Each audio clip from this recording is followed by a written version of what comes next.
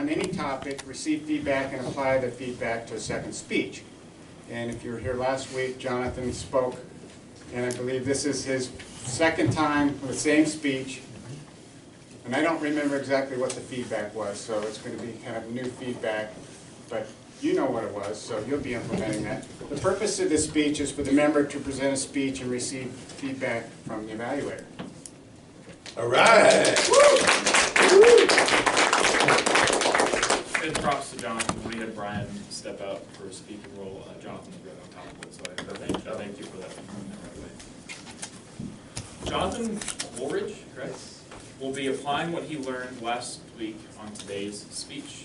He has renamed it from "Let's face it, you're stuck" to "Small steps, extraordinary results." In this speech, he explores the importance of breaking down big goals into bite-sized, repeatable actions. Please join me in welcoming Jonathan Woolridge.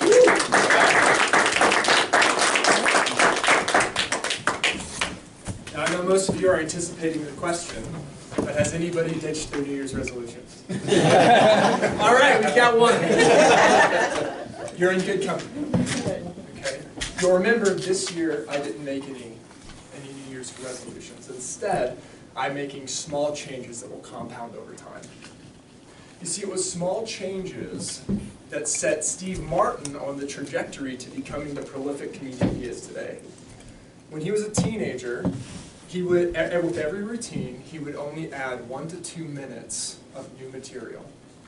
1 to 2 minutes, routine after routine, year after year, decade after decade. It compounded over time.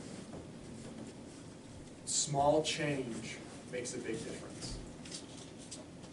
So, if you're tired of beating your head against the wall every year as you rely on sheer willpower to make positive change in your life, then you're in good company.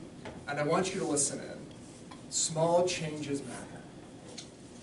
The other day, I was standing at the office by the copier, and I was scanning a bunch of documents, and I heard a fly buzzing in the window.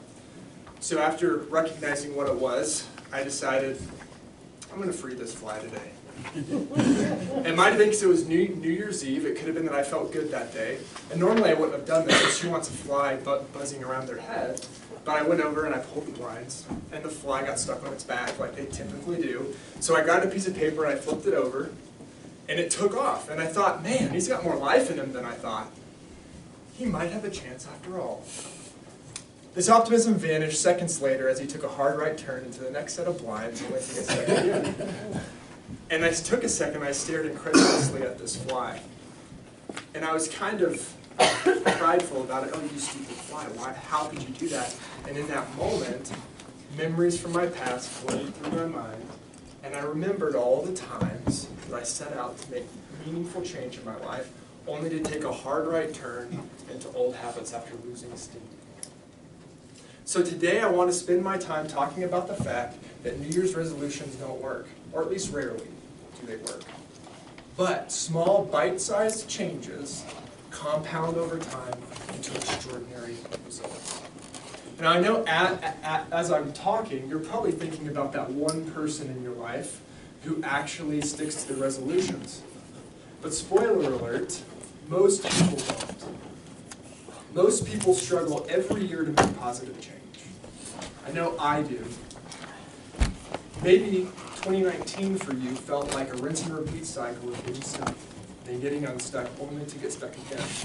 And it could be for any number of good reasons, but at the end of the day, stuck is just stuck. So whether your decisions led you to your predicament, or circumstances out of your control trapped you there, you get to decide how to respond. So whether you wallow in self-pity, or you get up and take that next right step, is completely up to you. The point is to take the next right step. Harry S. Truman once said, "Imperfect action beats perfect inaction every time." Meaningful change starts with imperfect, small, bite-sized action. This could look like forming a new habit and starting small. This could look like dismantling a bad one. It might just be a change in perspective, but the point is to take the next right step. So if you want to make positive change in your life, and your goal is to exercise more, don't start by assuming that you can sustain 2 hours a day, 6 days a week in the gym. If you want to read more books in 2020, don't start by saying 150 books this year, 3 hours a day, 5 days a week. It's not sustainable. You'll lose steam. I'll give you an example from my life. It just so happens that I want to read more this year. So I decided, what's attainable to me? What can I maintain every day? And I decided 45 minutes every morning was enough. I started the first week of January. In 9 days, I read my first book. 45 minutes a day. I was so thrilled by this that I decided I'm going to try to read some at night. I shoot for 30 minutes, but I have toddlers, so that's not what happened. But I can report that I'm on track to finish 2 more books in January, which means I'll finish 3 books in January, and in 2019 I finished 6 or 7. Compounding change, small change over time. Even if you have to break it down to 5 minutes, 10 minutes, 15 minutes, don't despise the small things. And that leads me to a negative mindset that I think a lot of us have, and I want to dismantle for you.